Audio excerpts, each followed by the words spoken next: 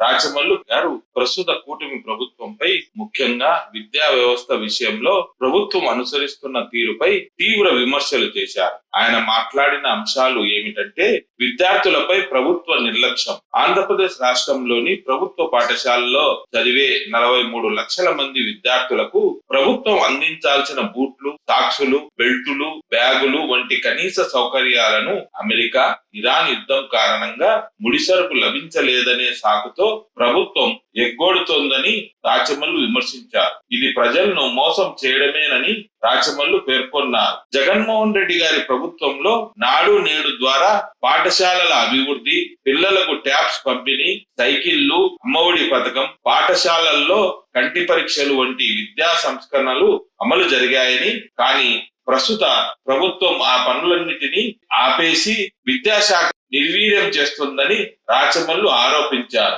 పాఠశాలల్లో వంటకు బదులుగా స్మార్ట్ కిచెన్ పేరుతో మండలానికి ఒకే చోట వంట చేసి తరలించే విధానం వల్ల స్థానికంగా పనిచేసే వంటలమ్మలు, సహాయకులు ఉపాధి కోల్పోతారని, అలాగే భోజనం నాణ్యత, సమయ పాలన దెబ్బతింటాయని రాచమల్లు ఆందోళన వ్యక్తం చేశారు. విద్యాశాఖ మంత్రి, హోంశాఖ మంత్రి, ఆర్థిక శాఖ మంత్రి వంటి మంత్రులు వారి శాఖలకు సంబంధించిన అభివృద్ధి పనుల గురించి కాకుండా కేవలం జగన్మోహన్ రెడ్డి గారిని విమర్శించడం, కక్ష సాధింపు రాజకీయాలకే పరిమితమయ్యారని రాచమల్లు విమర్శించారు. పిల్లల భవిష్యత్తుతో ఆడుకుంటున్న ఈ ప్రభుత్వానికి తల్లిదండ్రులు తగిన బుద్ధి చెప్పాలని, విద్యా వ్యవస్థను నాశనం చేస్తున్న వారిని ఆజన్మాంతం జైలులో ఉంచినా తప్పు లేదని రాచమల్లు ఘాటుగా వ్యాఖ్యానించారు. చంద్రబాబు నాయుడు పాలనలో విద్యా విధానం పూర్తిగా అంధకారంలోకి వెళ్తోందని రాచమల్లు హెచ్చరించారు. డిఎస్సి పరీక్షల్లో కూడా చాలా అవకతవకలు జరిగాయని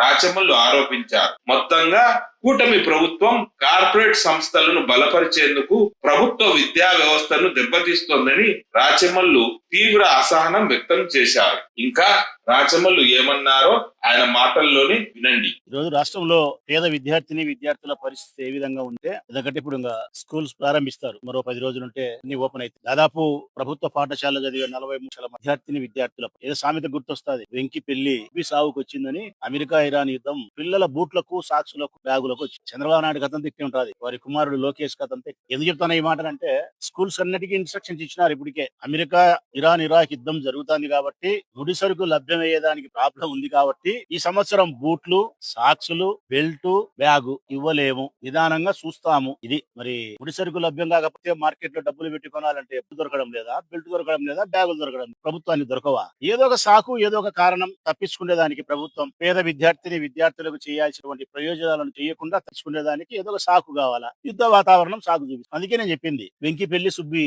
సాగుకు వచ్చిందని. మీరు బాగా గమనించమని ఈ రాష్ట్రంలో ఉండే పిల్లల యొక్క తల్లిదండ్రులకు 2 చేతులెత్తి నమస్కరించి విజ్ఞప్తి చేస్తా ఉన్నా. గమనించమని ఈ ప్రభుత్వ పనితీరు. ఎన్నో విషయాలకు మాట తప్పిండొచ్చు, ఎన్నో కార్యక్రమాలకు వాళ్ళు మోసం చేసిండొచ్చు ప్రజలకు. వాటికి శిక్ష ఓటు వేయకుండా ఉండడం, ప్రభుత్వం నుంచి గద్దె దించడం వరకే. కానీ మన పిల్లల భవిష్యత్తుకు అంధకారాన్ని చేసి వారి ద్వారా ఈ రాష్ట్ర దేశ భవిష్యత్తునే అంధకారం చేసేదానికి కారణభూతమైన ఈ ప్రభుత్వాన్ని గద్దె దింపితే సరిపోదు. అబద్ధాలు చెప్పి, మోసాలు చేసి ప్రభుత్వం లేకు వచ్చి మన పిల్లల యొక్క జీవితాలతోనూ భవిష్యత్తును ఆడుకుండే ఈ పాలకుణ్ణి, చంద్రబాబు నాయుడును, ఈ ప్రభుత్వాన్ని యావత్ జీవితము జైల్లో పెట్టిన తప్పులేదు. వేరే అంశాలకైతే ఓటు వేయకూడదని చెప్తాను నేను. కానీ పిల్లల భవిష్యత్తు చెలగాటం ఆడే ఈ పాలకులను, ఈ ప్రభుత్వాన్ని ఆజన్మాంతం జైలుకే పరిమితం చేసిన తప్పులేదు. ప్రజలేని అడుగుతానా గమనించమని. ఈ 2 సంవత్సరాల కాలంలో విద్యా విధానం ఎటువైపు పోతాంది ఒకసారి ఆలోచించండి ప్రజలారా. కార్పొరేట్ సంస్థలను బలపరిచే దానికోసం ప్రభుత్వ విద్యా విధానాన్ని నిర్వీర్యం చేస్తున్నాడు లోకేష్ బాబు, చంద్రబాబు నాయుడు, అబ్బా కొడుకులు ఇద్దరు కలిసి. ఒకసారి జగనున్న 5 సంవత్సరాల కాలంలో ఈ రాష్ట్రంలో ప్రభుత్వ పాఠశాలల పనితీరు ఏంది, విద్యా విధానం ఏంది, నూతన సంస్కరణలతో, కొత్త వరవడితో, సరికొత్త విద్యా విధానంతో పిల్లల భవిష్యత్తుకు బంగారు బాట వేసినాడు. ఈ రోజు 2 ఏళ్లైంది. నాడు నేడు పనులు అక్కడే ఆగిపోయినాయి. పిల్లలు చదువుకునే పాఠశాలకు సంబంధించిన మౌలికమైన వసతులకు సంబంధించిన వ్యవహారం పూర్తిగా నిశ్శబ్దం. ఎక్కడే గాని రాష్ట్రంలో నాడు నేడు పనులు ఆగిపోయినాయి. రెండవది, మీరు బాగా గమనించండి పిల్లల గురించి. 8, 9, 10 తరగతి పిల్లలకు జగన్మోహన్ రెడ్డి గారి ప్రభుత్వంలో ట్యాబ్స్ ఇచ్చినారు. ఇప్పుడు మీ పిల్లలకు ఇవ్వడంలే, చేతులు ఎత్తేసినారు, మేము ఇవ్వలేమని చెప్పి. జగన్మోహన్ రెడ్డి మీ పిల్లలకు సైకిల్ ఇచ్చినాడు, స్కూల్ కు ఇంటికి పోయేదానికి సైకిల్ ఎత్తేసినారు. బట్ట ఇస్తే ఆ బట్టలు కుట్టించుకునే దానికి కూలి కూడా జగన్మోహన్ రెడ్డి గారి ప్రభుత్వం చెల్లించి ఈ రోజు తల్లిదండ్రులే పెట్టుకోవాలి ఆ కూలి. ఈ సంవత్సరం అయితే బూట్లు లేవు, బెల్టు లేదు, సాక్సులు లేవు, బ్యాగు లేదు. అవి ఎత్తిపెట్టినారు. రోజు రోజుకు విద్యార్థుల యొక్క సంఖ్య ప్రభుత్వ పాఠశాలలో గణనీయంగా తగ్గిపోతోంది. అంతా ఇంత కాదు, పెద్ద నిష్పత్తిలో తగ్గిపోతా ఉంది. కారణం ఈ ప్రభుత్వం యొక్క పనితీరు బాగలేక, లోకేష్ బాబు గారి యొక్క పనితీరు బాగలేక, ఈ రాష్ట్ర ముఖ్యమంత్రి యొక్క విద్యా విధానంలో మార్పులు చేర్పులు బాగలేకపోవడం వలన. అంతకుముందు ఐవార్లకు ఒక మాట చెప్పినారు, జగన్మోహన్ రెడ్డి ప్రభుత్వం చాలా యాప్లు పెట్టి మిమ్మల్ని ఇప్పుతుంది, మేము వచ్చినాక తీసేస్తామని చెప్పి 10 యాప్లు తీసి ఒక్క యాప్ లోనే ఐవార్లను తోముతున్నారు. 10 యాప్లు తీసేసినారు, ఒక్క యాపే పెట్టినారు. 10 యాప్లలో చేయాల్సిన పని ఒక్క యాప్ లోనే పెట్టి ఐవార్లను వదిలిపెట్టలే. ఐవార్లకు ఇచ్చిన మాట ఏమి నిలబెట్టుకోలే. ఇప్పుడు మళ్ళీ లేటెస్ట్ పద్ధతి అంటారు ప్రజలారా, స్మార్ట్ కిచెన్ అంట. అంటే ఒక మండలానికి సంబంధించి ఏ స్కూల్ కు ఆ స్కూల్లో వంట చేసి పిల్లలకు పెట్టకుండా మండలం అంతా కలిపి ఒక చోట బువ్వ చేసి ఆ నుంచి వ్యాన్లలో తీసుకొస్తారంట. దీనివల్ల నష్టం ఏమిటో తెలిసిన, మొదటి నష్టం ప్రతి పాఠశాలలో పిల్లలకు భోజనం వండుకునే దానికి ఒక ఆయా, ఒక లేకుంటే వంటలమ్మ, 2-3 పనులు ఎవరైతే ఉండారో వాళ్ళ బతుకు తెరువు పోయింది. దాదాపు మండలానికి ఒక 60-70 ఎలిమెంటరీ స్కూళ్ళు పాఠశాలలు ఉంటే హై స్కూళ్ళు 4-5 ఉంటాయి. 1 నుంచి 5 వరకు ఒక 60 ఉంటాయి. దాదాపు 65-70 స్కూళ్లలో మండలానికి సంబంధించి స్కూల్ కు 4-5 మంది బతుకుతా ఉంటే ఒక 400 మంది 500 మంది పోయినట్టే రాష్ట్ర వ్యాప్తంగా. ఇదంతా చేసి ఎవరికి ఇస్తున్నారు? ఒకనికే, మండలం అంతా ఒకనికి. ఆ ఒకడేవుడు తెలుగుదేశం పార్టీ కార్యకర్తరా, తెలుగుదేశం పార్టీ నాయకుడా, లేకుంటే లోకేష్ బాబు చెప్పిన మనిషా, లేకుంటే ఆయుష్ ఏదో ఇస్తుంటారు కదా ఈ ఎన్టీఆర్ భోజనం అని చెప్పి కాంట్రాక్ట్లు. ఒక్కరికి కట్టబెట్టే దాని కోసం 100 మంది బ్రతుకు తెరువును నాశనం చేయడం. ఈ స్కూల్లో భోజనం చేస్తా అంటే సరిగా లేకపోతే హెడ్ మాస్టర్ ఐవార్లో చూసుకుంటారు. మండలంలో చేస్తే ఎవరు దానికి జవాబుదారి, ఎవరు చూసుకోవాలా? కలెక్టర్ చూసుకోవాలా? ఇది అవుతుందా పోతుందా? సకాలంలో భోజనం తీసుకొస్తారా, తీసుకురారా? 12-15 భోజనం పెట్టాలా పిల్లలకు. ఒకసారి 12:30 పెడతారు, ఒకసారి 1 గంట పెడతారు. దీనివల్ల నాశరకం పెట్టేదానికి ఆస్కారం ఉంది. ఈ విధానం కూడా ఉపయోగం కాదు అనేది నా ఉద్దేశం. ఇక అమ్మఒడి ఎంతమందికి అంతమందికి ఇస్తామన్నారు, ఇయ్యలే. పోనీ ఒకరికైనా 15,000 ఇచ్చినారంటే 13,000. పోనీ 13,000 అందరికి ఇచ్చినారంటే కొంతమందికి 8,000, కొంతమందికి 9,000, కొంత 10,000. ఎట్లా పడితే అట్లా చెప్పిన మాట ప్రకారం ఈ రాష్ట్రంలో ఎంతమంది చదువుతా ఉండారో పిల్లలకు అందరికీ అమ్మఒడి వేస్తారంటున్న ఈ ముఖ్యమంత్రి ఆ మాట కూడా నిలబెట్టుకోలేకపోయినాడు. జగన్మోహన్ రెడ్డి ప్రభుత్వం ఉన్నప్పుడు హాస్పిటల్ నుంచి కంటి డాక్టర్లను స్కూల్ కు పంపేవారు పరీక్షలకు. ఈ రోజు కంటి డాక్టర్ వచ్చే పరిస్థితి కూడా లేదు. పోయినాయి. జగన్మోహన్ రెడ్డి గారి ప్రభుత్వం ఉన్నప్పుడు టోఫెల్ విధానం ఉన్నది, దాన్ని తీసేసినారు. టోఫెల్ విధానం కూడా తీసేసినారు. ఐబీ విధానం ఉన్నది, దాన్ని తీసేసినారు. 117 జీవోని రద్దు చేసి మిమ్మల్ని ఉద్ధరిస్తా అని చెప్పి ఐవాళ్ళ చెప్పినాడు. 117 జీవోని దిలే, మళ్ళీ 124 తెచ్చి నెత్తిన మిరియాలు నూడుతున్నాడు. అది అట్నే చేసి పెట్టినారు. ఇంటర్మీడియట్ పిల్లలకైతే సంస్కరిస్తానని చెప్పి మ్యాథ్స్ సబ్జెక్టు 150 ఉంటుంది. 75 మార్కులు 2 పేపర్లు. అట్లా వద్దంట.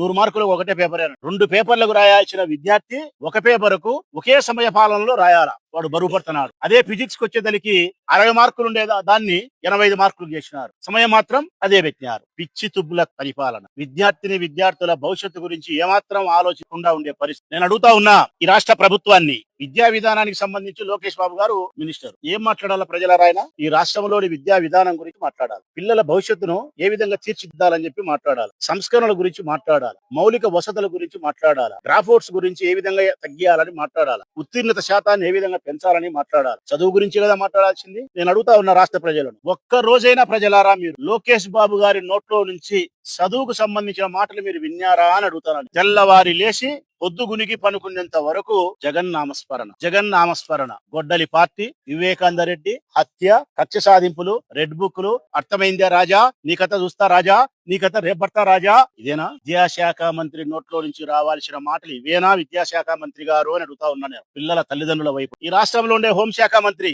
ఏం మాట్లాడాలా ప్రజలారాయన? ఆమె ఎవరైనా హోంశాఖ మినిస్టర్ గా ఉంటే శాంతి భద్రతల గురించి మాట్లాడాలా. క్రైమ్ రేటు తగ్గిందా లేదా అని చూడాలా. మటక, మంగతై, జూదము, అసాంఘిక కార్యకలాపాలు, లేకపోతే బంగ్యాకు, హెరాయిన్, హత్యలు, దొమ్మీలు, దోపిడీలు, హింసకు సంబంధించిన సంఘటనలు, ఈ నేరాల గురించి, ఘోరాల గురించి ఆమె మాట్లాడి నియంత్రించే ప్రయత్నం చేయాలి. నేను అడుగుతా ఉన్నా ఈ రాష్ట్ర ప్రజలను, ఏ ఒక్క రోజన్నా హోమ్ మినిస్టర్ గారు ఈ రాష్ట్రంలో శాంతి భద్రతలను పరిరక్షించే నేపథ్యంలో అందుకు తగ్గ మాటలు గాని, అందుకు తగ్గ మీటింగులు గాని మీరు ఎవరైనా చూసినారా ప్రజలారా అని అడుగుతాను. మాట్లాడుతూ ఆమె నోట్ల నుంచి ఒక్క మాట వస్తుంది, జగన్నామస్మరణ. పులిందల ఎమ్మెల్యే, గొడ్డలి పార్టీ, వివేకానంద రెడ్డి తల్లికి చెల్లికి భూ పెట్టనోటోడు. అంటే హోంశాఖ మినిస్టర్ గారు శాంతి భద్రత గురించి మాట్లాడారు. విద్యాశాఖ మంత్రి గారు విద్య గురించి మాట్లాడారు. ఆర్థిక శాఖ మంత్రి పయ్యావుల కేశవ్ గారు ఎప్పుడైనా సరే ఈ రాష్ట్రంలో ఉండే ఆర్థిక స్థితిగతుల గురించి గాని, మన అప్పుల గురించి గాని, మన ఆదాయాన్ని గురించి గాని, ఈ రాష్ట్రాన్ని ఆదాయంలోకి తీసుకుపోయేదాన్ని తీసుకోవాల్సిన జాగ్రత్తలు గాని, ప్రజలను జాగ్రత్త చేసే ప్రయత్నం గాని ఒక్క రోజన్నా మాట్లాడంగా మీరు విన్నారా? విన్నారా ప్రజలారా? మాట్లాడు. ఆయన రాజారెడ్డి, రాజశేఖర రెడ్డి, వివేకానంద రెడ్డి, గొడ్డల పార్టీ, క్రిమినల్, ఫ్యాక్షనిస్టు, ఈ రాష్ట్రంలో ఉండబడిన ఏ మంత్రులు కూడా వారి శాఖకు సంబంధించినటువంటి విషయాలు మాట్లాడంగా మీరు ఎప్పుడైనా విన్నారా? వీరందరి నోట్లో నుంచి వచ్చేది ఒకటే, జగన్ నామస్మరణ. జగన్ను మాట్లాడాల. వీళ్ళకి మంత్రి పదవులు ఇచ్చినది జగన్ను విమర్శించడానిక, వారి శాఖను ఉద్ధరించి రాష్ట్ర ప్రజలకు మేలు చేయడానికి. నేను అడుగుతా ఉన్నా చంద్రబాబు నాయుడు గారిని, యుద్ధ వాతావరణం వల్ల బూట్లు కొనిలేకపోతున్నాం, బ్యాగులు కొనిలేకపోతున్నాం అని చెప్తానా నువ్వు? ఏందబ్బా నీకు? ఇది మామూలు ముఖ్యమంత్రికి అయితే ఒకవేళ ఏదన్నా యుద్ధం వచ్చింది కాబట్టి ముడిసరుకు రాలే, ముడిసరుకు రాకపోతే తయారు చేయాలని, అదే నీకు వర్తించదు చంద్రబాబు నాయుడు గారు.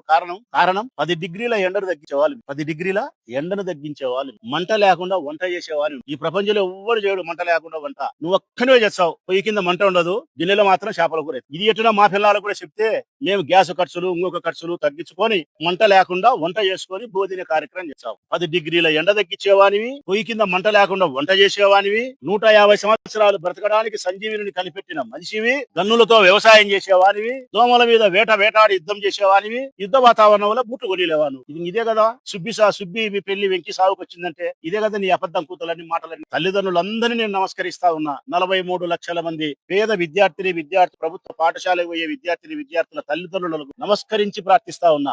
ఏ విషయంలో మీరు తప్పు చేసినా పర్వాలే, ఏ విషయంలో మమ్మల్ని మీరు మిస్అండర్స్టాండింగ్ చేసుకుని మాకు ఓటు వేయకపోయినా పర్వాలే, ఏ ఆశకు మీరు ఆశపోయినా ఈ ప్రభుత్వానికి ఓటేసినా నేను బాధపడలే. కానీ మన పిల్లల భవిష్యత్తును అంధకారం చేసే ఈ ఒక్క విషయంలో మాత్రం ఈ ప్రభుత్వాన్ని క్షమించకూడదని చెప్పి ప్రజలకు విజ్ఞప్తి చేస్తా ఉన్నా. వీరికి ఓటు వేయకుండా ఉండేది కాదు, నేను గట్టిగా చెప్తా ఉన్నా. పిల్లల భవిష్యత్తుకు అంధకారం చేసే ఈ ప్రభుత్వాన్ని జీవిత ఆజన్మాంతం జైల్లోనే పెట్టాలా. ఇంతకంటే గొప్ప నేరం, ఇంతకంటే సమాజానికి నష్టం మరొకటి లేదు. విద్య ద్వారానే మన కుటుంబం బాగుపడుతుంది, చదువు ద్వారానే మన ఊరు బాగుపడుతుంది, చదువు ద్వారానే మన దేశం బాగుపడుతుంది, చదువు ద్వారానే మన విజ్ఞానం, వికాసం, సంస్కారం, అభివృద్ధి, డబ్బు, పేరు, ప్రఖ్యాతి, ఆరోగ్యం సర్వం చదువు ద్వారా వస్తుంది. అట్టి చదువునే మన పిల్లలకు అందకుండా వీరి వింత పోకడితో, వీరి కక్షాదింపు చర్యలతో, వీరి అహంతో, వ్యక్తిగత కక్షలతో, అబద్ధాలతో నిర్వీర్యం చేసి నారాయణ లాంటి సంస్థలను బలోపేతం చేయడానికి వీరు తీసుకునే విద్యా విధానాలు ఉపయోగపడతానాయే తప్ప మరొకటి కాదు అనేది సుస్పష్టంగా చెప్పగలుగుతావు. ఇంకొకటి కూడా మీరు గమనించండి,